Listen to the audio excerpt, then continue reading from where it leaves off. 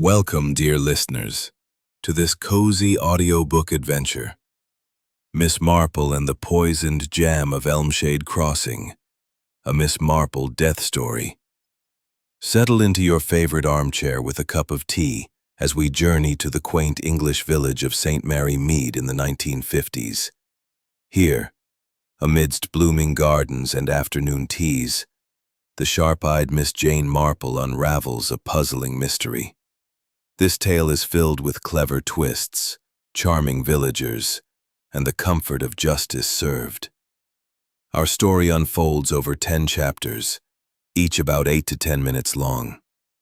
For easy navigation, chapter timestamps are included. Now, let us begin. Chapter 1. The Village Fete. The village of St. Mary Mead, nestled in the rolling green folds of the English countryside, was a place where time seemed to pause, as if reluctant to disturb the rhythm of its quiet days.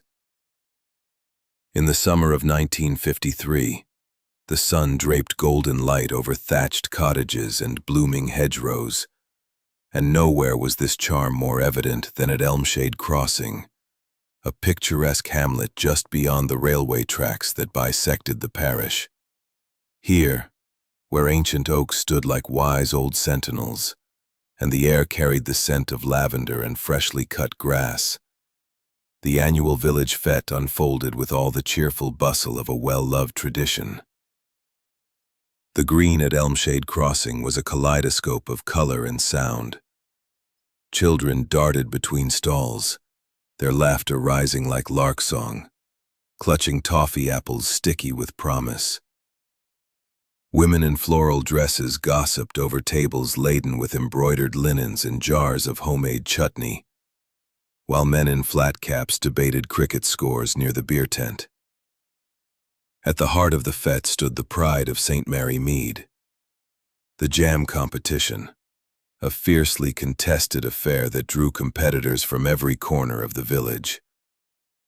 Rows of gleaming jars sparkled in the sunlight, their contents glowing ruby, amber, and plum, each labeled with the maker's name and a flourish of pride.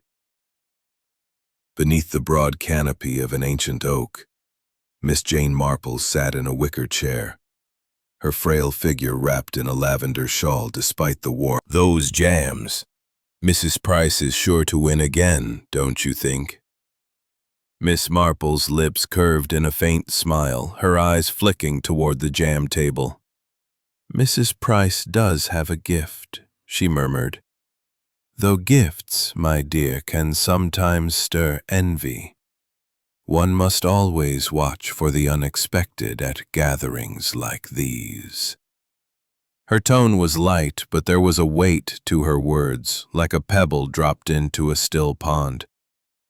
Mrs. Eleanor Price, the undisputed queen of the jam competition, stood at the judging table, a commanding figure in her 50s with a florid complexion and an apron tied with military precision. For 5 years running, her raspberry preserves had claimed the blue ribbon, a feat that earned her both admiration and whispered resentment.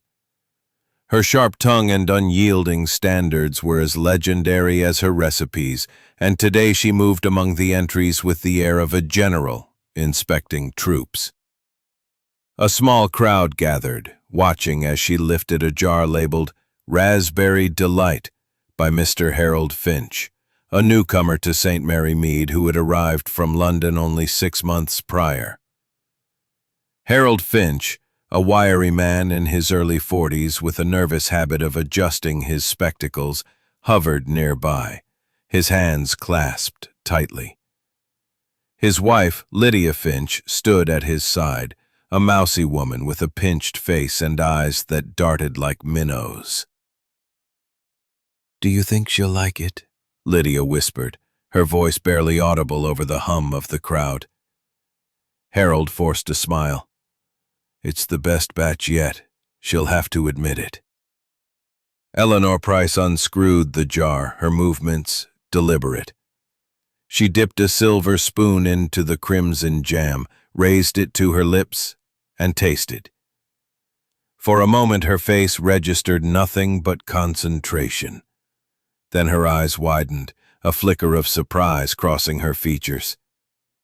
Her hand flew to her throat, the spoon clattered to the table, and with a choked gasp, she crumpled to the ground.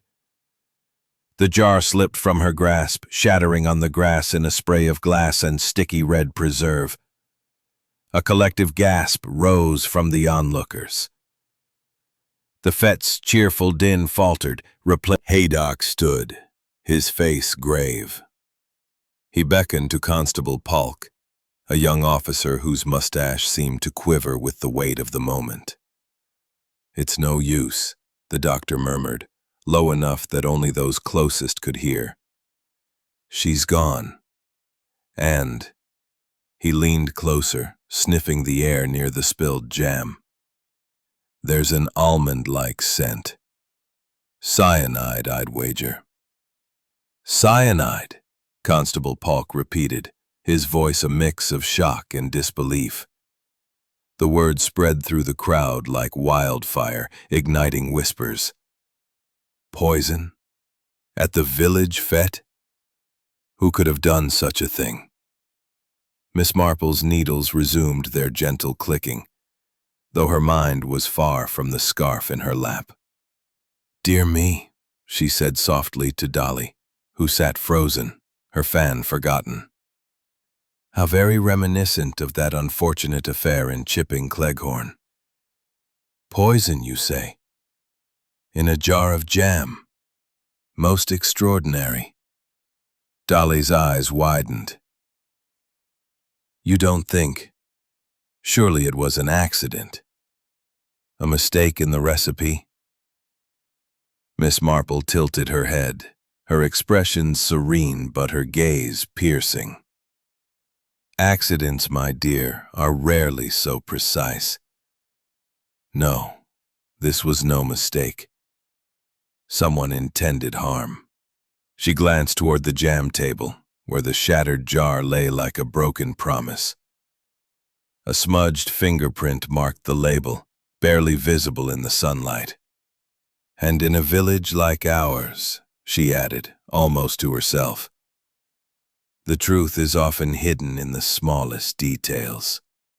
As the constable began to cordon off the area, urging the crowd to step back, Miss Marple's eyes lingered on the suspects now clustering together. Harold Finch, still clutching his hat, muttered to Lydia, his face pale. "I don't understand. My jam was perfect." Lydia shushed him, her glance darting toward Clara, who was now speaking rapidly to Dr. Haydock. Nearby, Victor Price, Eleanor's nephew, leaned against a stall, his handsome face clouded with something that might have been grief or calculation. A dashing young man in his 30s, Victor was known for his charm. Shadows over Elmshade crossing. Miss Marple tucked her knitting into her bag.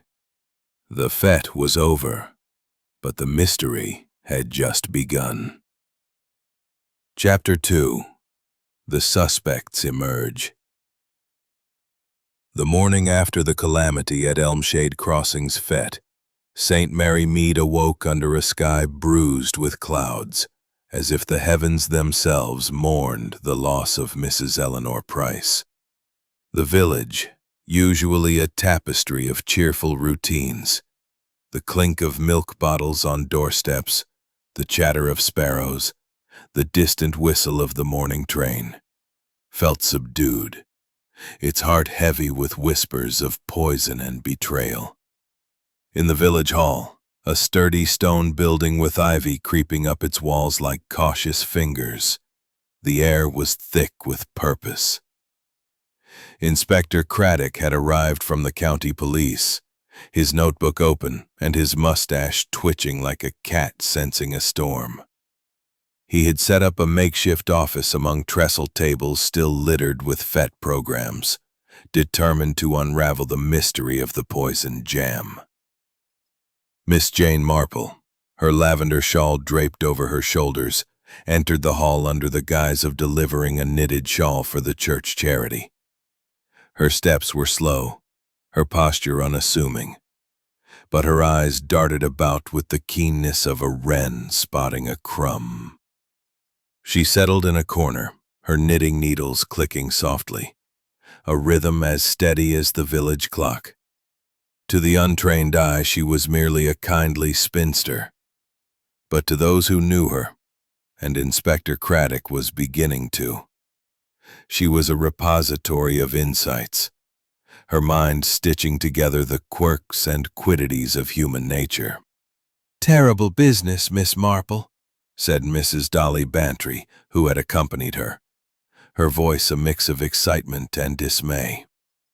Dolly's floral dress seemed out of place in the somber hall, but her enthusiasm for gossip was undimmed. "Poison in a jam jar. It's like something from a novel. Who do you suppose did it?" Miss Marple's lips curved in a gentle smile, her needles pausing briefly.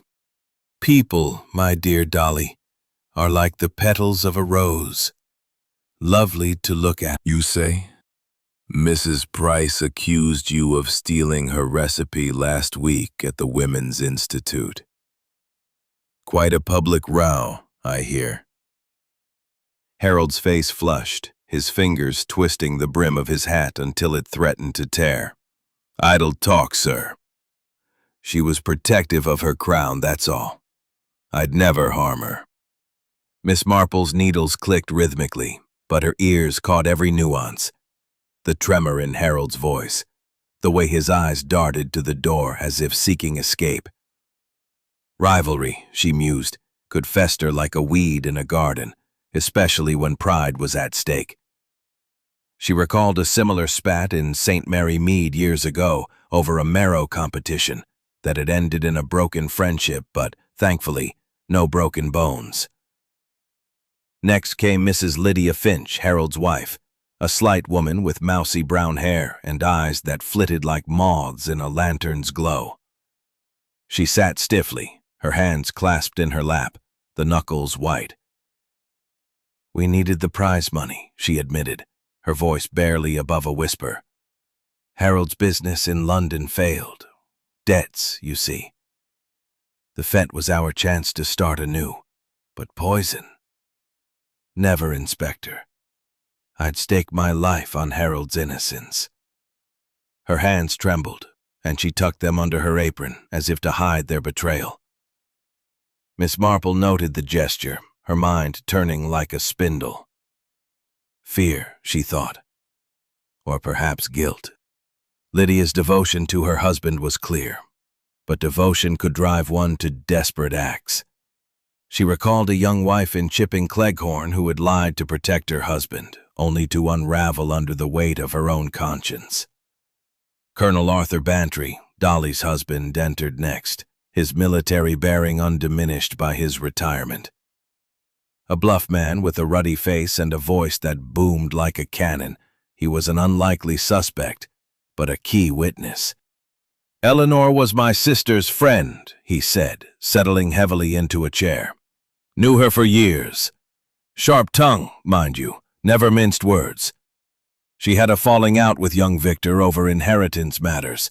Said he was frittering away her sister's legacy." Victor Price, Eleanor's rooms. As the interviews concluded, Inspector Craddock rubbed his temples, his notebook filled with conflicting stories. "A messy business," he muttered to Constable Polk. Finch had the means, his jam after all. But motive.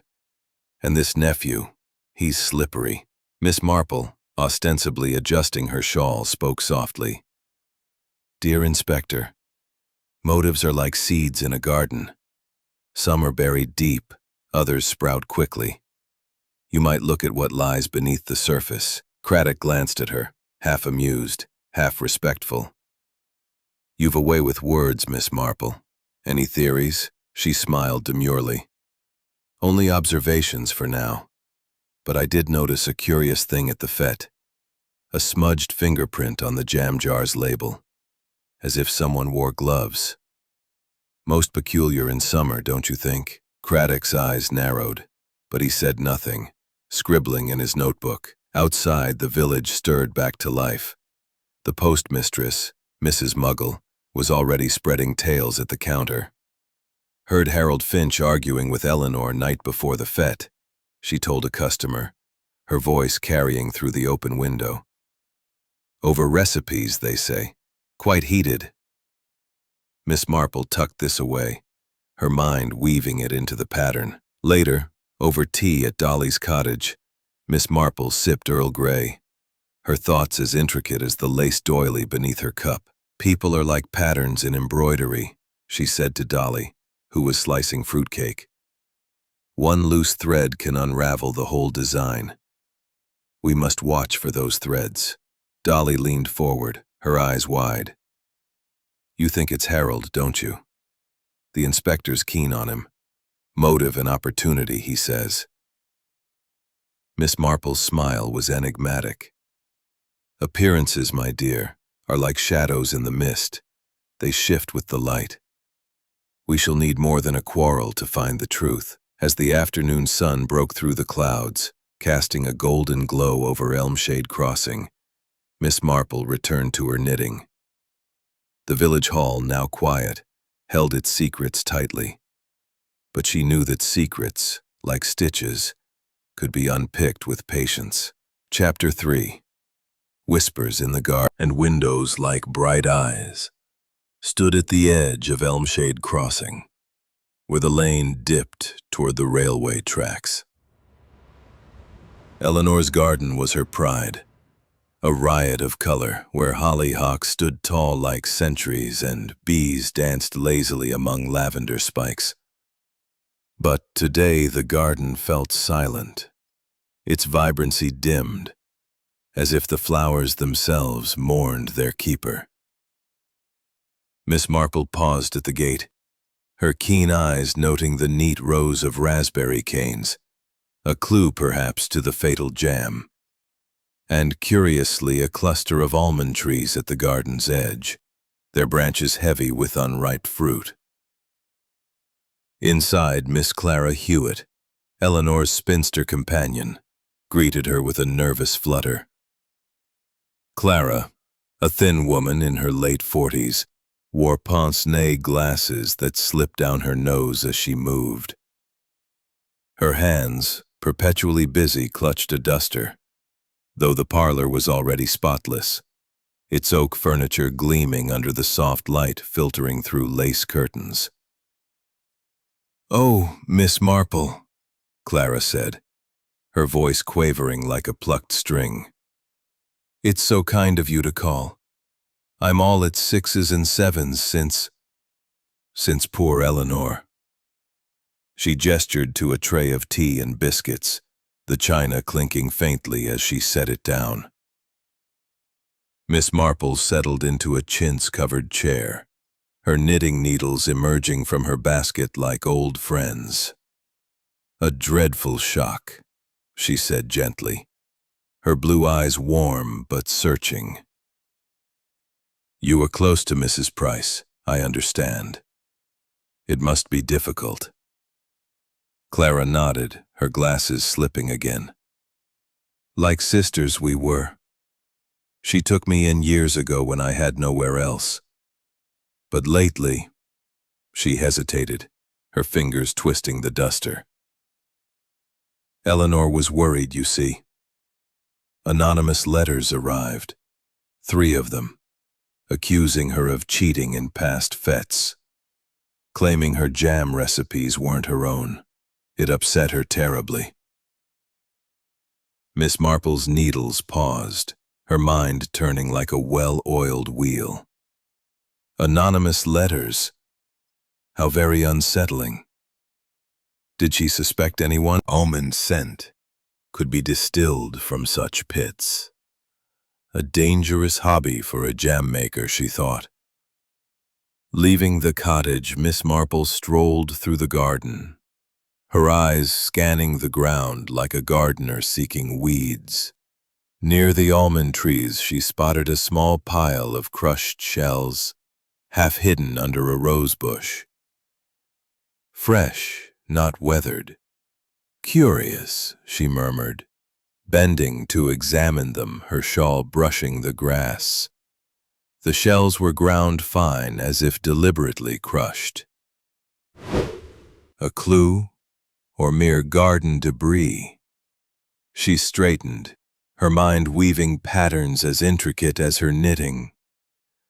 As she reached the lane, voices carried over the hedge, heated, urgent. Peering through a gap, she saw Victor Price, Eleanor's nephew, confronting Lydia Finch, Harold's wife. Victor's handsome face was flushed, his voice low but sharp. "You owed Auntie money, Lydia. Don't deny it. I saw the ledger. What were you up to?" Lydia, her mousy features pinched, snapped back. "And you gambled it away, didn't you? Don't play the saint, Victor." She turned on her heel, her apron fluttering as she hurried toward the village. Victor kicked a stone, muttering, before stalking off in the opposite direction. Miss Marple's lips pursed. Money, she knew, was a thread that often tangled lives. Victor's debts were no secret, but Lydia's involvement was new and intriguing. She recalled a young woman in Nether Wallop who had borrowed from a friend, only to let resentment fester into betrayal. People, she mused to herself, are like the pages of a book. The most important lines are often written in the margins. Back at her cottage, Miss Marple sat by the fire, her knitting resuming its gentle rhythm. The smudged fingerprint on the jam jar's label niggled at her. Gloves in summer, as she'd told Inspector Craddock, were out of place. But whose gloves? And those crushed almond shells, a gardener's quirk, or something darker? She sipped her tea, the cup warming her hands, and considered Clara's nervous manner. Victor whispers she knew needed careful listening to become truth. Chapter 4. A False Scent. The days following the fete was bad. The reminder then folders go difference of listed to included other. She clearly have listening. Chapter 4. A False Scent. The days following the fete at Elmshade Crossing carried a peculiar stillness, as if St. Mary Mead held its breath, wary of what secrets might spill from its quiet corners. The village, with its thatched roofs and winding lanes, seemed to wear a mask of normalcy. Milk bottles clinked on doorsteps, the church bell tolled its steady hours. But beneath it, suspicion wove through conversations like ivy through a trellis. Miss Jane Marple, her lavender shawl draped lightly despite the evening's chill, moved through this atmosphere with the grace of a cat navigating a crowded room. Her basket, ostensibly filled with knitting for the church bazaar, was her passport to observation, and today it led her to the heart of the village's whispers. The post office, where gossip flowed as freely as tea. The post office, a cramped shop with a bell that jingled like a cheerful afterthought, was presided over by Mrs. Muggle, a woman whose sharp eyes and sharper tongue made her the unofficial chronicler of St. Mary Mead's dramas. As Miss Marple entered, the scent of ink and polished wood greeted her, mingling with the faint sweetness of toffee from a jar on the counter. Mrs. Muggle, sorting letters with the precision of a surgeon, looked up with a gleam that promised news. "Miss Marple, dreadful business about Eleanor Price, isn't it? They say it was poison, cyanide no less, and in poor Mr. Finch's jam." Miss Marple's smile was gentle, her knitting needles emerging from her basket like old companions. "Most distressing," she agreed, her voice soft as the lace doily under the toffee jar. "I understand the inspector is looking closely at Mr. Finch. Have you heard anything illuminating?" Her eyes, bright as polished buttons, met Mrs. Muggle's, and the postmistress needed no further prompting. Oh, indeed. Mrs. Muggle leaned forward, her voice dropping to a conspiratorial whisper. I heard, mind, it's just savoring the drama. The inspector's looking into it, I hear.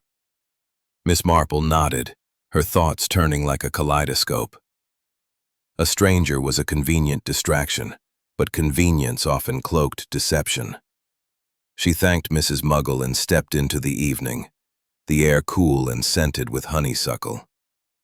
Her next stop was Harold Finch's allotment, a patchwork of vegetable beds and berry bushes just beyond Elmshade Crossing's railway tracks. The allotment was a tidy affair, its rows as neat as a ledger, but today it buzzed with activity. Inspector Craddock and Constable Polk were searching, their boots leaving prints in the soft earth.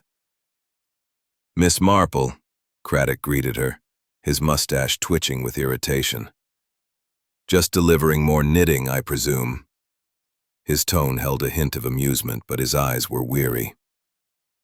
Indeed, Inspector, she replied, her basket swinging lightly. Though I couldn't help overhearing about your search. Any discoveries? Her gaze drifted to a shed in the corner, where Polk was examining a shelf of gardening supplies. Craddock sighed. We found rat poison in Finch's shed. Cyanide-based, I'm afraid. Matches the doctor's report. He lowered his voice. Finch claims it's for vermin, but it's damning, wouldn't you say? Miss Marple's eyes narrowed slightly, catching a glint of something in the grass near the raspberry canes. A leather glove, half buried under leaves, its cuff monogrammed with a faint V.P. Victor Price. She bent as if to adjust her shawl, noting its worn leather and the oddity of its presence in summer. Most interesting, she said mildly. Though rat poison is common enough in gardens. My nephew Raymond had a similar bottle for his roses. Craddock grunted, unconvinced, and returned to his notes. Miss Marple lingered, her gaze sweeping the allotment. The raspberry bushes were heavy with fruit, their leaves whispering in the breeze. She recalled the crushed almond shells in Eleanor's garden. Another clue, perhaps, or a misdirection. Poisons, she knew, were as much a part of village life as pruning shears. But intent was what separated accident on Clara Hewitt, who was sorting papers in the parlor. Just tidying, Clara said, her pince-nez slipping as she stuffed a letter into a drawer. Miss Marple's sharp eyes caught a glimpse of spidery handwriting. An anonymous note, perhaps? Clara's voice was brittle as she spoke of Eleanor's will. Most of it goes to charity, you know. A pittance to Victor and a small bequest to Mrs. Finch for services rendered. I don't know what services. She never said. Miss Marple's needles clicked softly, her mind racing. Services rendered. A debt, or something more. And the glove, Victor's, or a clever ruse? The village's gossip mill spun another thread. Talk of Eleanor's secret affair, hinted at in an anonymous note found in her desk. The rumor was juicy but vague, and Miss Marple dismissed it as a distraction, like a shiny bauble dangled before a magpie. As she walked home, the evening sky deepening to indigo, Miss Marple reflected on the false scents trailing through the case. The stranger, the glove, the affair. Each was a shadow, not substance. People, she murmured to herself, are like the notes of a song. The melody seems clear, but the harmony hides the truth. She paused at her gate, the lights of Elmshade Crossing twinkling like fireflies. The inspector might chase his leads, but she would follow the quieter paths, where the smallest details sang the loudest. Chapter 5. Tea and Tension. The afternoon sun bathed St. Mary Mead in a golden glow, as if determined to dispel the shadows cast by Eleanor Price's death. Elmshade Crossing, with its rose-draped cottages and lanes that curved like a gentle melody, hummed with the quiet rhythms of village life. Teacups clinking, children chasing hoops, the distant chug of the afternoon train. Yet, beneath this serene surface, tension simmered, like a kettle left too long on the stove. Miss Jane Marple, her lavender shawl catching the breeze, made her way to the Bantry's manor, a handsome Georgian house perched on a hill overlooking the village.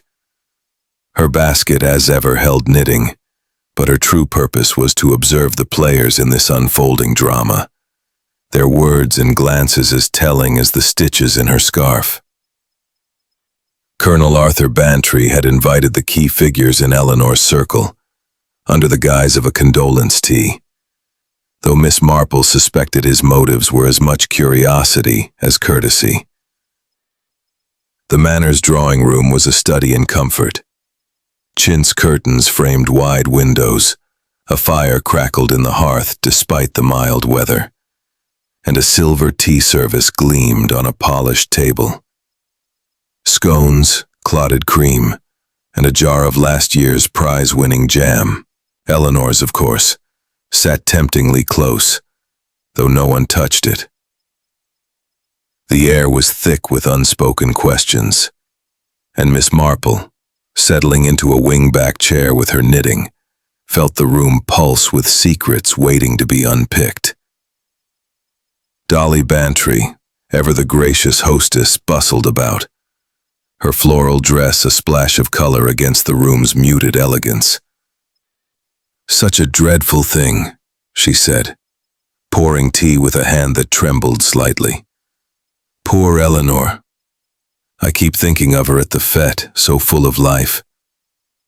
Her eyes darted to the guests as if gauging their reactions.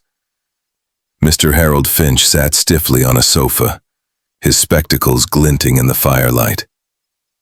His wiry frame seemed coiled as if braced for accusation.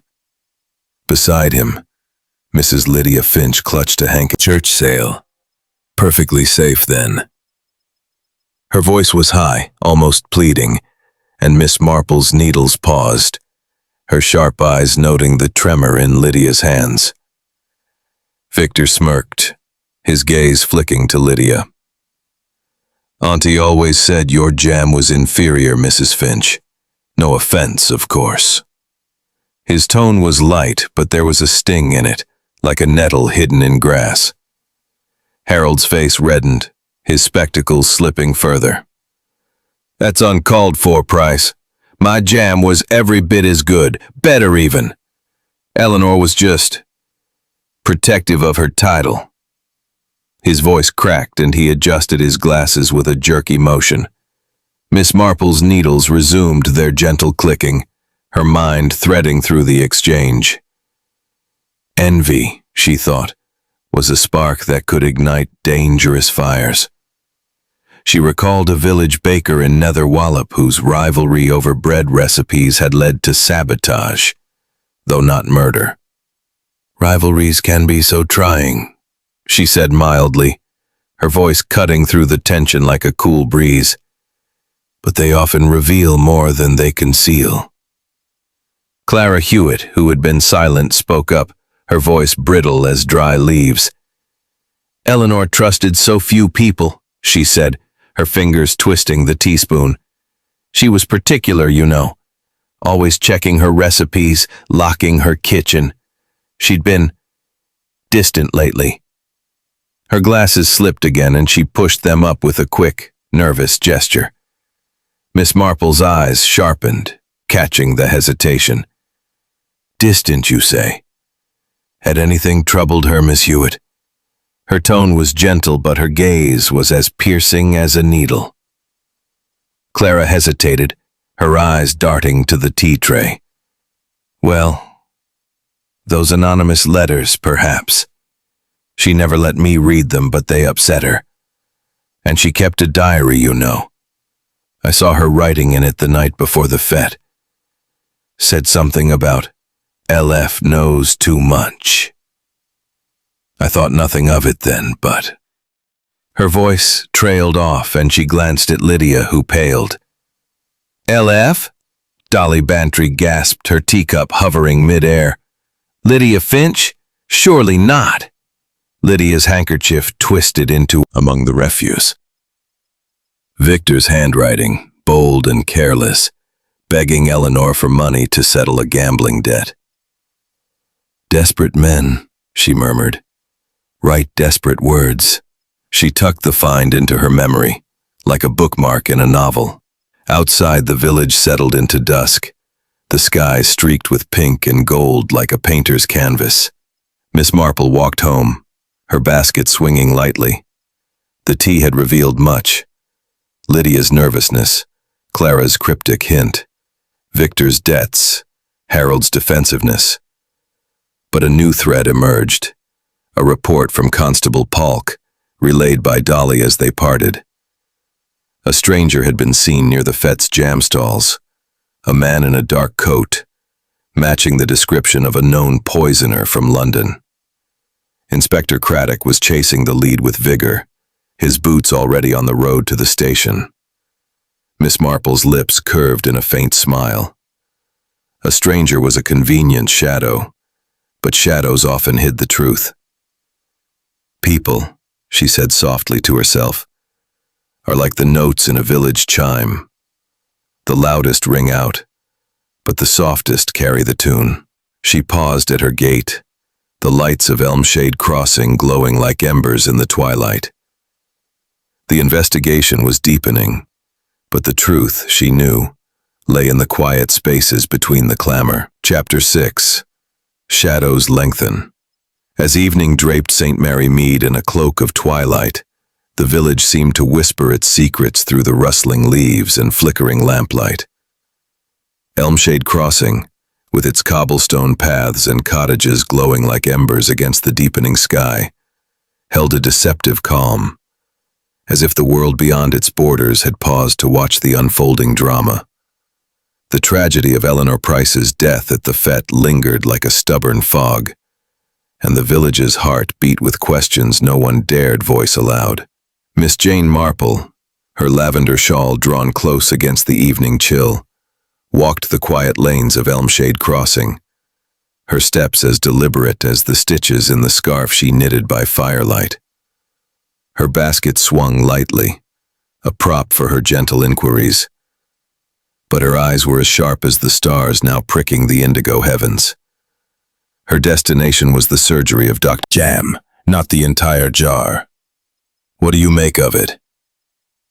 Dr. Haydock leaned back, his fingers drumming on his desk. Odd, isn't it? Cyanide's a devilish thing, quick, deadly, and smells of bitter almonds. But to lace just one spoonful? That suggests tampering at the judging table itself where the jars were opened. Anyone could have slipped it in. Finch, his wife, young Price, even Clara Hewitt. The table was a hive of activity. He shook his head. Craddock's chasing that stranger from the fete, but I've my doubts. Miss Marple's needles clicked softly, her mind threading through the doctor's words. Tampering at the table was a bold move, requiring nerve and opportunity. She recalled a case in St. Mary Mead where a poisoned cake had been tampered with during a fete, the culprit hiding in plain sight. A hive, you say, she murmured. Bees are orderly creatures, but even they can be distracted. Who was near the table before Eleanor collapsed? Dr. Haydock frowned, rubbing his chin. Let's see.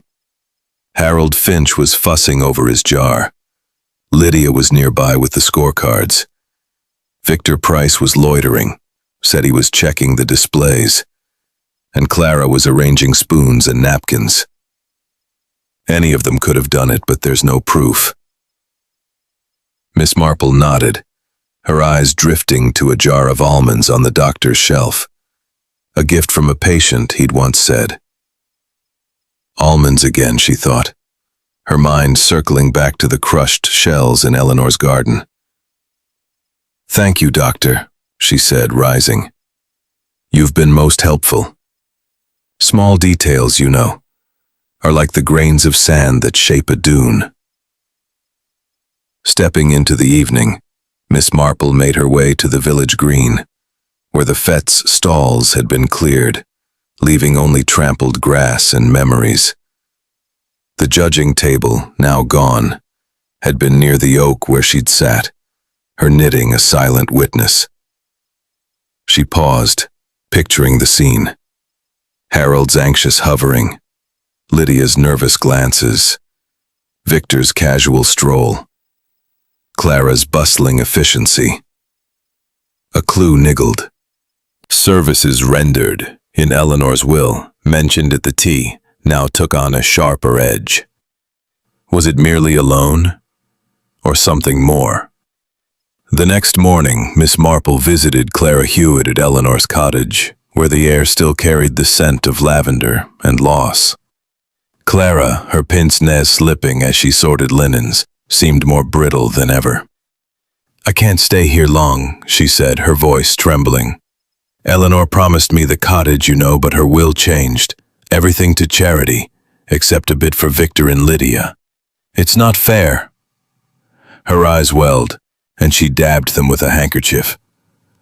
"I loved her like a sister." Miss Marple's tone was gentle, her eyes keen. "A great loss, indeed. Did Eleanor ever mention anything unusual? About her recipes, perhaps, or those anonymous letters?" Clara shook her head, but her fingers tightened on the handkerchief, and Miss Marple noted the gesture, like a seamstress spotting a loose stitch. As she left, a new lead emerged. Constable Polk, bustling past with a notebook, mentioned that Victor Price had been seen buying gloves in town the day before the fete. "Replacement, he claims," Polk said, shrugging. "But suspicious if you ask me." Miss Marple's mind flickered to the monogrammed glove in Harold's allotment. Victor's, or a clever plant? She thought of a village girl years ago who had lost a locket, only for it to surface as evidence of deceit. The stranger lead, meanwhile, gained traction. Inspector Craddock, meeting Miss Marple at the post office, was energized. "We've traced that man in the dark coat," he said, his mustache twitching with purpose. "Matches a known poisoner from London, spotted at the station that morning. I'm heading there now." His confidence was palpable, but Miss Marple's smile was faint. Strangers were convenient scapegoats, but the truth, she suspected, was closer to home. Back at her cottage, Miss Marple sat by the fire, her knitting a steady counterpoint to her racing thoughts. The cyanide in one spoonful, the glove, the crushed shells, Clara's tears, Lydia's secrets, Victor's gloves, all were threads in a tapestry yet to be woven. Morning mist that clung to the railway tracks. Miss Jane Marple, her lavender shawl draped over her shoulders, sat at her cottage window, her knitting idle for once as she watched the world awaken. Her mind, sharp as the first frost, was piecing together the clues that had surfaced. A smudged fingerprint, crushed almond shells, a monogrammed glove, and a cryptic diary entry. Today, she resolved, would bring clarity, like sunlight piercing a clouded sky. Her first stop was the police station, a squat brick building near the village green, where Constable Polk was sorting evidence from the fete.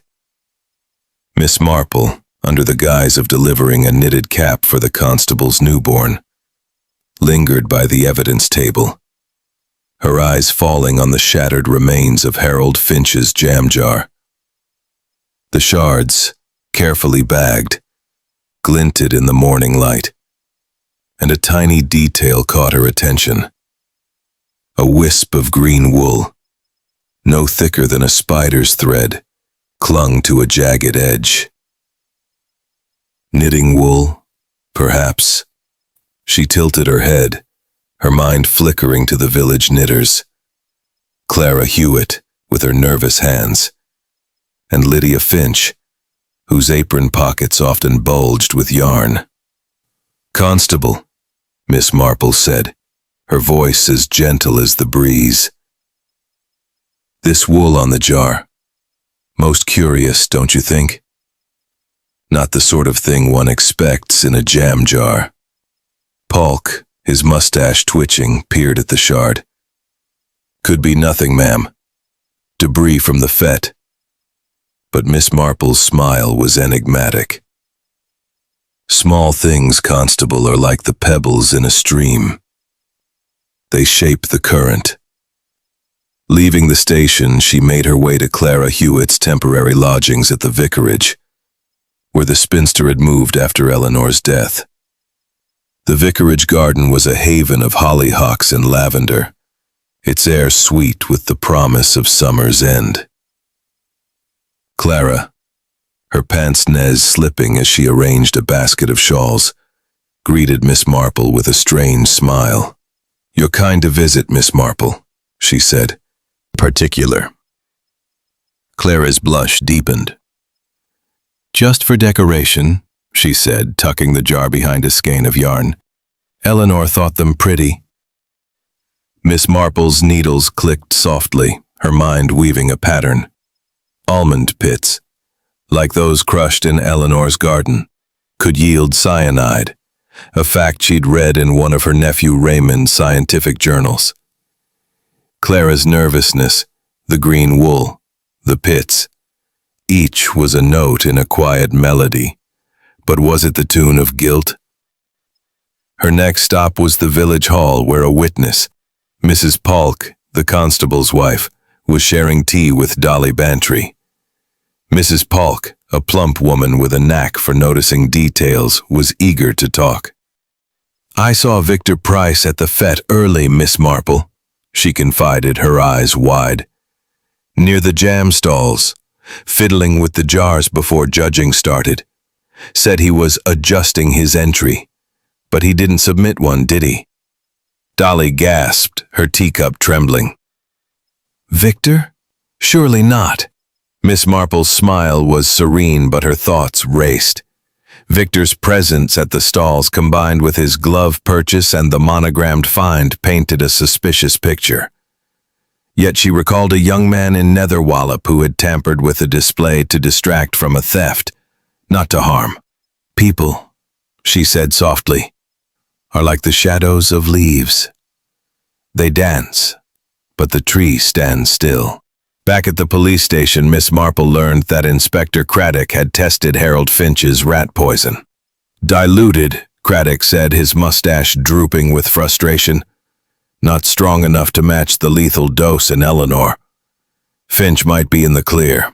Miss Marple nodded, her mind turning to a village tale she'd heard years ago, of a jealous cook who distilled prussic acid, cyanide, from almond pits for a petty revenge. "Everyday items," she murmured. "Hide dangers in plain sight." The afternoon brought her to the Finch's cottage, where Lydia was tending roses in the garden. Miss Marple, offering a knitted tea cozy as an excuse, noted Lydia's hands, calloused, as if from grinding or gardening. "Your roses are lovely, Mrs. Finch," she said. "Bequest, or a motive for resentment?" Miss Marple sat by her fire, her knitting resuming its gentle rhythm. The case was like a garden, she thought, where weeds and flowers grew side by side. "Truth," she murmured, "is like the first bud of spring. It emerges slowly, but it cannot be mistaken." The lights of Elmshade Crossing twinkled outside, and she knew the net was tightening, though the final pattern remained just out of reach. Chapter 8. The Net Tightens. The sun hung high over St. Mary Mead, casting a warm but watchful light on the village, where every hedge and gate seemed to guard its own quiet secrets. Elmshade Crossing with its blooming gardens and the faint whistle of passing trains, buzzed with the subdued energy of a community on edge. The mystery of Eleanor Price's poison jam had woven itself into the fabric of daily life, its threads pulling tighter with each passing hour. Miss Jane Marple, her lavender shawl a familiar sight, moved through this tapestry with the patience of a spider sensing vibrations on its web. Her basket, filled with knitted scarves for the upcoming church sale, was her shield, but her mind was a loom, weaving the clues into a pattern that was finally taking shape. The green wool on the jar, the almond pits in Clara's basket, Victor's early presence at the stalls, Lydia's reversed loan. The village meeting hall, a sturdy, timber-framed building with windows overlooking the green, was the stage for the day's drama. Inspector Craddock had called a gathering of the suspects and witnesses, ostensibly to update on the investigation, but Miss Marple suspected it was to rattle cages and see what fell out. The room was filled with the scent of polished wood and fresh tea, tables set with biscuits that no one touched. Chairs scraped as people settled. Harold and Lydia Finch in one corner, Harold's spectacles glinting nervously. Victor Price lounging against a wall, his charm a thin veneer. Clara Hewitt perched like a bird on a precarious branch, her pince-nez slipping repeatedly. Nephew's jigsaw puzzles, dear. The obvious pieces are often decoys, meant to mislead. As the meeting broke into murmurs, Miss Marple slipped away to Eleanor's garden, now tended sporadically by the gardener. The almond trees stood sentinel, their branches whispering in the breeze. Kneeling carefully, her shawl brushing the earth, she examined the spot beneath the bench where she'd seen the crushed shells before. Today, something new. More shells, fresher, scattered as if in haste. She pocketed one, her mind racing. Ground for poison? Or a careless habit? The garden soil was disturbed nearby, a small hole suggesting something buried and unearthed. Curious, she murmured, recalling a tale from St. Mary Mead of a buried letter that had solved a neighborhood feud. Confronting Lydia privately later, at the Finch's cottage where roses climbed the walls like eager confidants, Miss Marple was direct but gentle. The cottage parlor was cozy, with doilies and a ticking clock, but Lydia's face was pale as she poured tea. "Mrs. Finch," Miss Marple said, her eyes kind but piercing. "You ground the almond pits, didn't you? For your special recipe, perhaps? Eleanor's garden had shells, and now more appear." Lydia's teacup rattled, her mousy features crumbling. "No, I experimented once, with flavors for jam. Discarded the pits in the compost. But poison? Never." Her voice broke, tears welling. "Eleanor and I shared secrets. She lent me her recipe book once, but I gave it back. The loan was me helping her, not the other way." Miss Marple noted the denial, but also the slip. The recipe book. A shared secret, or a stolen one? The net tightened further when Dolly Bantry relayed news from the post office. The anonymous letters sent to Eleanor matched handwriting samples from Clara's old correspondence, kept in the vicarage files. "Forgery practice," Dolly whispered excitedly over tea at Miss Marple's cottage. "Clara wrote them to stir trouble, perhaps?" From Eleanor. A conspiracy? Or desperate individuals colliding? Inspector Craddock, joining her later, grumbled about the stranger lead fizzling, the London poisoner, was a harmless traveler. "Back to the villagers," he said. "That wool thread, it's from Clara's knitting, matches her shawl fiber." Miss Marple nodded. "Layers, Inspector, like an onion. Peel one, and another reveals itself." As night fell, Elmshade Crossing's lights winked like knowing eyes. Miss Marple walked home, the crushed shell in her pocket a weighty reminder. Clara's jealousy over the will and recipes, Lydia's experiments, Victor's ties to Harold, the forged letters, all pointed inward. "Human nature," she mused, "is like a river. It flows in expected channels, but eddies hide the depths." The revelation loomed, but one more thread needed pulling. Chapter 9. The Revelation.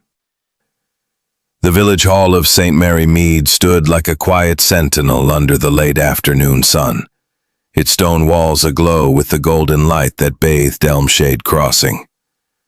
Inside, the air was thick with anticipation, as if the very beams held their breath for what was to come. The mystery of Eleanor Price's death at the fete, a poison-laced spoonful of jam that had shattered the village's peace, was about to unravel. Miss Jane Marple, her lavender shawl draped neatly over her shoulders, entered the hall with the unassuming grace of a sparrow, her knitting basket a familiar companion. Yet her eyes, sharp as the glint of a polished needle, missed nothing. Every glance, every fidget, every whispered word among the gathered villagers.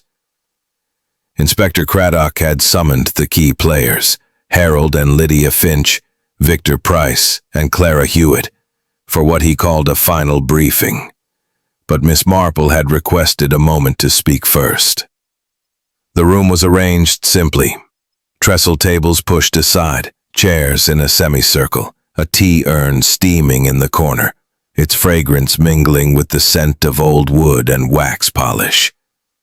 The suspects sat uneasily. Harold, his spectacles slipping as he clutched his hat, letters accusing Eleanor of cheating, and a diary entry. "LF knows too much." At first, these pointed in many directions. Mr. Finch's rivalry, Mr. Price's debts, Mrs. Finch's loan, Miss Hewitt's lost inheritance. But patterns, like those in my knitting, reveal themselves with patience. Harold shifted, his voice sharp. "It wasn't my jam. The poison was only in that spoonful. Dr. Haydock said so." Lydia's hand tightened on his arm, her face pale. Victor snorted, his charm fraying. "You're not pinning this on me, Miss Marple. That glove in Finch's allotment. Stolen, I told you." Miss Marple's smile was serene, her eyes unwavering. "Indeed, Mr. Price, the glove was a distraction, planted to mislead. And the stranger at the fete, so eagerly pursued by our good inspector, was a harmless traveler. No, the truth lies closer. Here, in Elmshade Crossing." She turned to Clara, whose glasses slipped as she shrank back. "Miss Hewitt, you were Eleanor's shadow, her trusted companion. But shadows can harbor resentment, can they not?" Clara's voice was a whisper. "I loved Eleanor, like a sister. I'd never harm her." But her hands shook, and the room's silence grew heavy. Miss Marple continued, her voice steady as her knitting. "The anonymous letters written in your hand, Clara, were meant to unsettle Eleanor, to tarnish her jam-making crown. You practiced forgery in your diary. Those loops and curls matched perfectly. But it was the almond pits that betrayed you. You ground them in Eleanor's garden, extracting cyanide with a skill learned, perhaps, from your wartime work in a chemist's lab. The crushed shells fresh under the bench were no accident. And the green wool on the jar? From your shawl, caught when you tampered with the spoonful at the judging table, where you arranged the spoons. Gasps rippled through the room. Dolly Bantry, seated beside Craddock, clutched her armrest. Clara? But why? Miss Marple's eyes. Miss Clara Hewitt, you're under arrest for the murder of Eleanor Price. He signaled to Constable Polk, who gently escorted Clara from the hall, her sobs echoing in the quiet. Miss Marple sighed, her shawl slipping slightly. Human frailty, she said softly, is so predictable, yet so sad. Like a dropped stitch, it unravels the whole pattern. She looked at the villagers, their faces a mix of shock and relief. Harold and Lydia clasped hands, their rivalry forgotten. Victor's smirk was gone, replaced by a somber nod. The truth had cleared the air, like rain after a long drought. As the gathering dispersed, Miss Marple lingered, her basket heavy with the weight of resolution. Outside, Elmshade Crossing's lights glowed like candles in the dusk, a promise of peace restored. Truth, she murmured to Dolly, who walked beside her, is like a rose. It blooms in its own time, but its beauty is worth the wait. The village hall stood silent behind them, its secrets laid bare, and St. Mary Mead breathed a little easier under the gathering stars. Chapter 10. Morning Tea and Reflections. The morning sun draped St. Mary Mead in a tender glow, as if the village itself sighed with relief after the storm of Eleanor Price's murder. Elmshade Crossing, with its thatched cottages and lanes lined with dew-kissed daisies, seemed to reclaim its quiet charm, the shadow of the poisoned jam at the fete now lifting like mist under dawn's touch. In Miss Jane Marple's cozy cottage, the scent of freshly brewed Earl Grey mingled with the buttery aroma of warm scones, spread with last year's black currant jam. Carefully vetted, of course. The parlor, with its chintz armchairs, lace doilies, and a fire crackling softly in the grate, was a haven of comfort, a fitting stage for the final unraveling of the mystery that had gripped the village. Miss Marple, her lavender shawl draped over her shoulders, poured tea with the steady grace of one who had seen many storms pass. Her white hair gleamed under the soft light, but hidden sparks can flare into danger. Clara's spark was envy, fanned by a betrayal she could not forgive. Let me explain, from the beginning. She sipped her tea, the cup warm in her hands, and began. The clues were in the ordinary, as they so often are. The smudged fingerprint on Harold Finch's jam jar, as if touched by a gloved hand, suggested deliberation. Someone careful, not careless. The crushed almond shells in Eleanor's garden, fresh and ground, pointed to cyanide, a poison Clara knew from her wartime work in a chemist's lab. The green wool thread on the jar matched Clara's shawl, caught when she tampered with the spoonful of jam at the judging table. And those anonymous letters, accusing Eleanor of cheating, were in Clara's hand, a forgery to unsettle her rival. Craddock nodded, his notebook closed for once. The handwriting match was key, he said, his voice tinged with respect. Found it in the vicarage files, just as you suggested. But the motive, recipe plagiarism, that's a new one. Miss Marple's eyes twinkled. Indeed, Inspector. Clara discovered Eleanor had stolen her jam recipe years ago, a secret tucked in the recipe book Eleanor lent to Lydia Finch. The diary entry, LF knows too much, was not about Lydia, but Clara's fear that Eleanor suspected her knowledge. When Eleanor changed her will, leaving the cottage to charity, Clara's resentment flared. She used the fete's chaos to slip cyanide into the spoonful, intending perhaps to scare Eleanor into confessing. But the dose was fatal. Dolly gasped, her scone forgotten. But the red herrings, that glove with Victor's initials, the stranger at the fete, I was sure it was one of them. Miss Marple chuckled softly. Red herrings, Dolly, are like the chaff in a wheat field. They distract from the grain. The glove, marked VP, was planted in Harold's allotment to point to Victor Price, whose gambling debts made him a convenient suspect. The stranger, a traveler mistaken for a London poisoner, was mere village gossip, amplified by fear.